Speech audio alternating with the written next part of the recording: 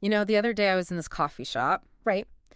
And I asked if they had any non-dairy milk. Okay. And the barista seriously didn't even look up from their tablet, just said, completely flat, oat only? Oh, one of those interactions. Yeah. Right. It wasn't just the answer, it was the total lack of anything human behind it, like a robot. And it made me think, and maybe you felt this too from those articles you shared, are we just kind of going through the motions sometimes, like Yeah. pre-programmed? Yeah, that feeling that an interaction is, well, less than real, almost automated. It's definitely a recurring theme in a lot of the stuff we looked at. You see it in forum discussions about weird, repetitive things people see, but also in the bigger philosophical questions about simulated reality. It Exactly. really forces you to pause and think, what's actually going on under the surface of these everyday moments? Totally. And that is right at the heart of the simulated journey we're taking today. We're pulling from all that fascinating stuff you gathered, articles, those forum threads, even that bit on behavioral psych. We're asking the big one. In this possible simulation we might be in, are you a player? With real free will? Yeah. Or could you be, well, an NPC? Right. For anyone maybe not deep into gaming, NPC means non-playable character. Like the background folks in video games, they have limited scripts, predictable paths. That video game comparison is, I think, super useful here. It helps picture it. Yeah. They're there, they make the world feel full, they might give you a quest or sell you something, but they aren't driving the story. They react, mostly. They don't really initiate things like a player does. Like that friend you mentioned in your notes, the one who's ordered the exact same Subway sandwich since, 2012? Yeah, exactly. It's like they're running on a very, very specific script, no deviation allowed. It's like their choices are just rendered. And look, this isn't just some weird out there idea anymore. You sent that article mentioning the Matrix, obviously. Yeah. That blew the whole simulation idea wide open for everyone. Absolutely. And then you have things like Westworld, which, as you pointed out, really digs into what might happen if those NPC-like beings start, well, evolving, Yeah. developing more complex behaviors, maybe even consciousness. Which is terrifying and fascinating. And we can't ignore the really current stuff, like that whole NPC streaming thing on TikTok you found. No, yeah, the ice cream so good girl and all that. Right. It was weird because it played with that very idea, repetitive actions, catchphrases on a loop. It blurred lines, didn't it, between performance and something unsettlingly automatic. It really did. It got loads of people talking about, what even is authentic behavior online versus just mimicking stuff. And then throwing a real spanner in the works was that piece, quoting Elon Musk, his whole thing about the odds being billions to one against us being in base reality. Yeah, that definitely adds a layer of, whoa, once you kind of let that thought in, it's hard to shake, isn't it? It really is. It sticks with you. It pushes you, makes you question the fundamental nature of reality itself. Is what we see really all there is. So, okay, with all that swirling around, let's get into a kind of diagnostic. We've pulled together some common behavioral patterns, things discussed in those sources, online chatter, let's call it, the 10 signs you might have NPC energy. Okay, I'm ready. Maybe a little nervous. Number 1, you automatically say, you too, when the person at the cinema says, enjoy the film. Ah, the classic. A true dialogue loop failure. Guilty? It's like, in basic AI programming, you see this happen, right? A preset response gets triggered by keywords, but it doesn't really understand the context. So enjoy the triggers, you do, even when it makes zero sense. It's minor, but yeah, it makes you think about those autopilot responses. Exactly. Less thought, more programming. Okay, sign number 2. This definitely popped up in those forum chats you found. You never really initiate group plans. You're always just kind of summoned or invited along. Waiting for the quest prompt. This taps into that core difference we talked about. In games, players usually drive the action forward. They seek out quests, they make things happen, NPCs. They tend to wait for the player to interact with them. So in life, if you're always waiting to be activated. So just a more passive role, maybe. Okay. Number 3, you genuinely struggle to remember what you did yesterday or even the day before. Your short-term memory is on auto-clear. Now, obviously, in our, normal reality, there are loads of reasons for being forgetful: stress, lack of sleep, whatever. Sure.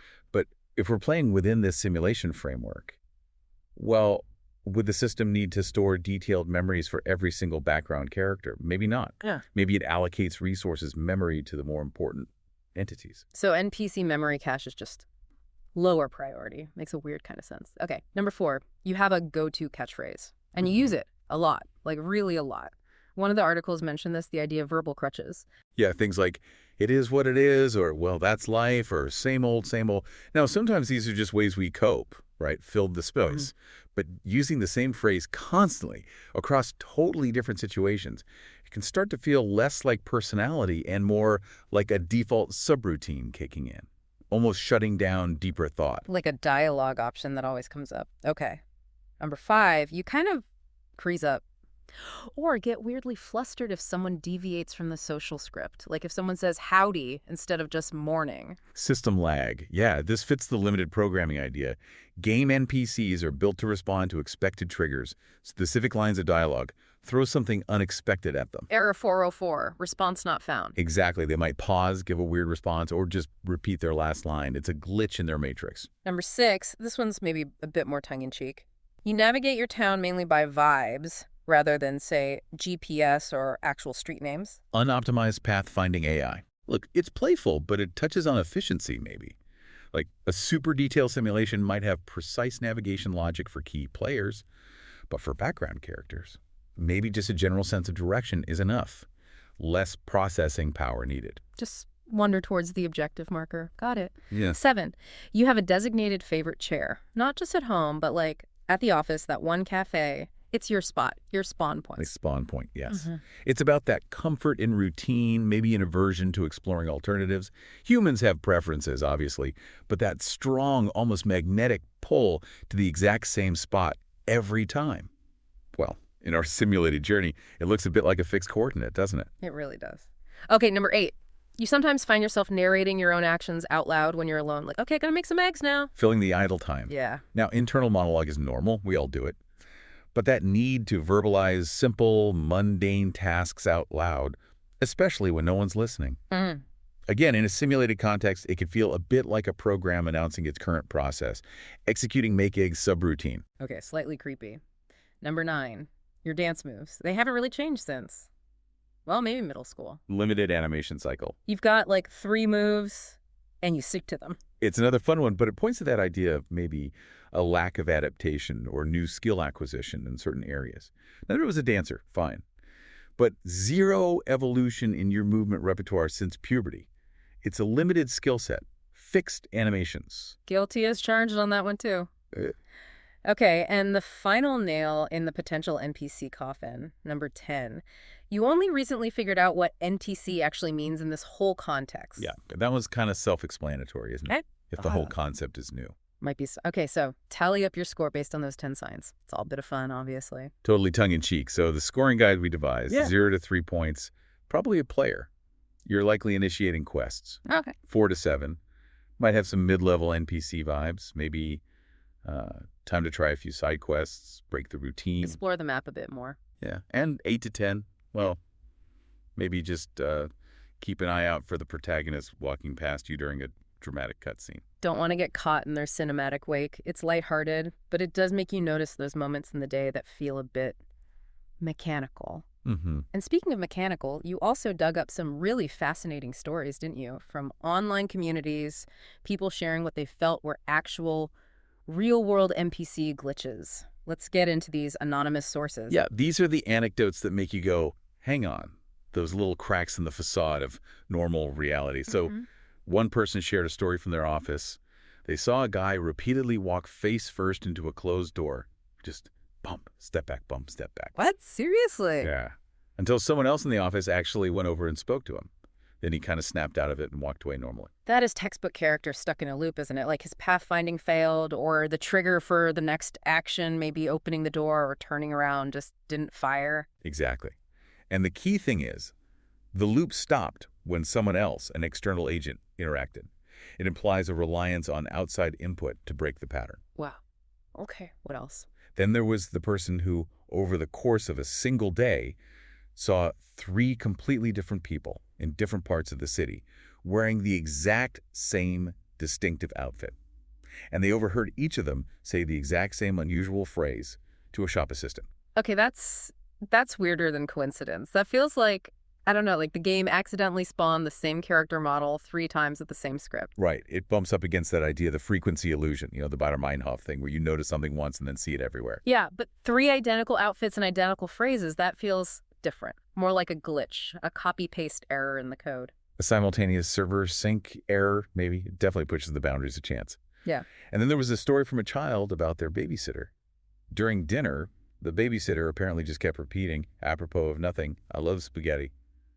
Like 6 times. Just randomly. I love spaghetti. I love spaghetti over and over, out of context. Again, it's that stuck voice line feel, isn't it? Like a sound file triggered incorrectly or caught in a loop.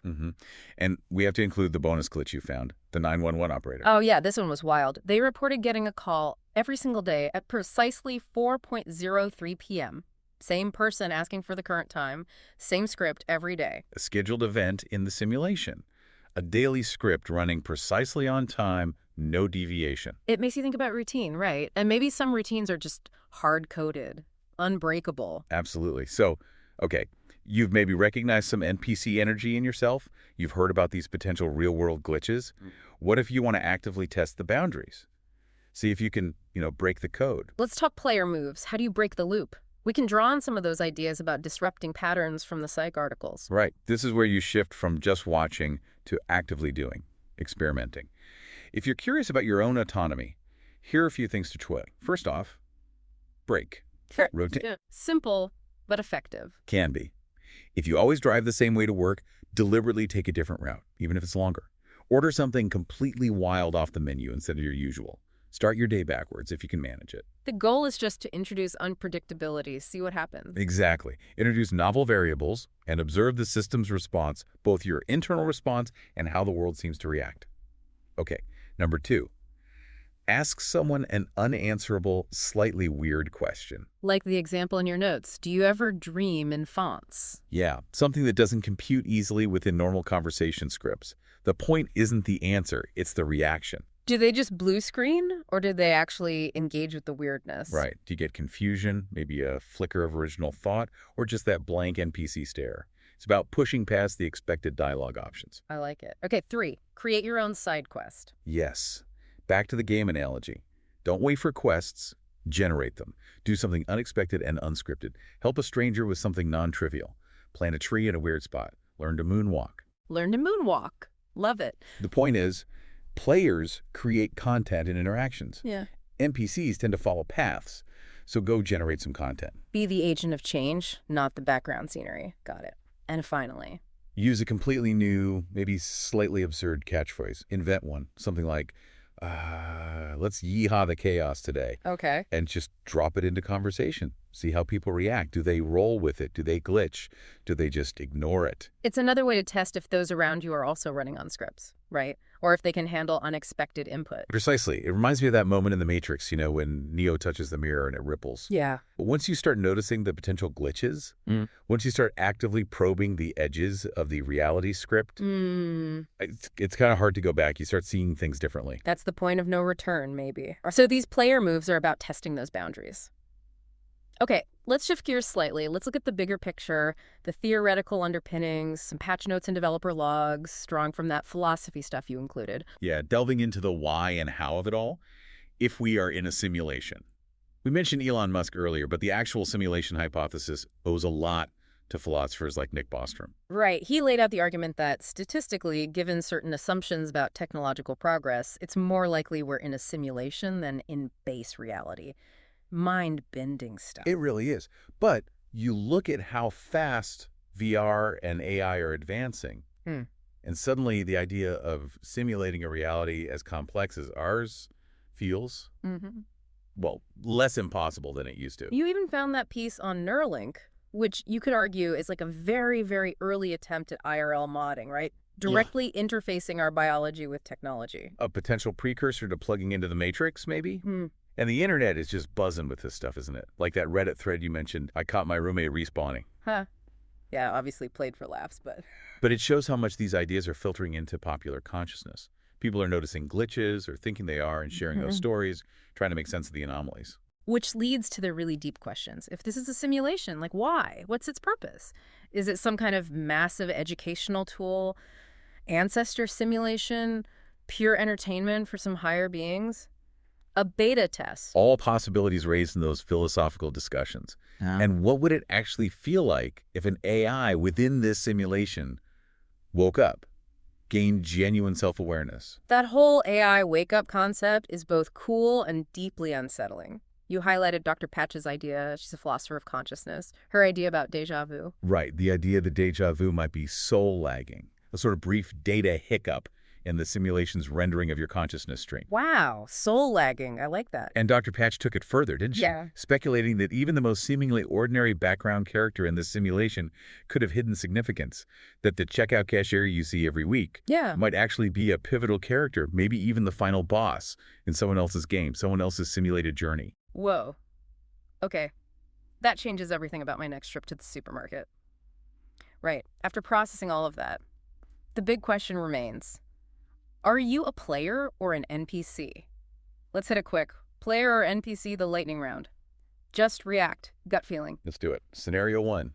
You walk into a bar, you expect it to be lively. It's packed, but dead silent. Everyone's just standing, staring blankly ahead, not moving, not talking. NPC collective freeze, or just a really weird Tuesday night. Okay, scenario 2. Your Uber driver turns to you and says, completely seriously, you know, I had a dream last night. I pick up someone who looked just like you, right here, right now. You even said the same thing when you got in. Player interaction or matrix glitch repeating itself. Ooh, creepy. All right, scenario 3.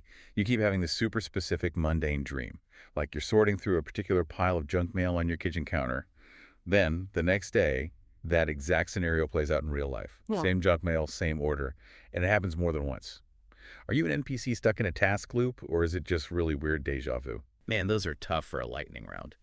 Okay, well, that brings us near the end of this particular simulated journey into the slightly strange world of NPC energy. We've gone through a lot, thanks to all the great material you pulled together. And now I want to hear your stories. Have you had one of those moments? A glitch, a weird repetition, something that just felt off?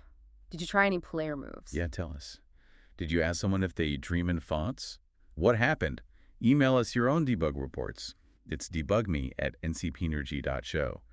Or tag us on social media, use the hashtag NPCenergy. We're basically compiling user-submitted patch notes for reality here. Help us document the anomalies. And as the simulated credits start to roll on this journey, just remember this. Player, NPC, they're just labels, aren't they? What really counts is that sense of your own agency, your ability to choose, to act, to engage, rather than just react. Yeah, absolutely. So maybe next time someone gives you that robotic, have a good one, try throwing a little wrench in the works. Inject some unexpected code, look them right in the eye and say, you two, but hey, aren't we already inside the one? Huh. See what happens. Document the reaction. And definitely join us next time for another exploration of the weird and maybe simulated. Our next journey takes us to the top 10 real-life places that might just be rendered backgrounds. Oh, I'm looking forward to this one. Think airport terminals late at night. DMV waiting rooms. Those slightly sad, echoing mall food courts that haven't changed since 2010. Exactly. Liminal spaces galore. Until then, keep questioning the script.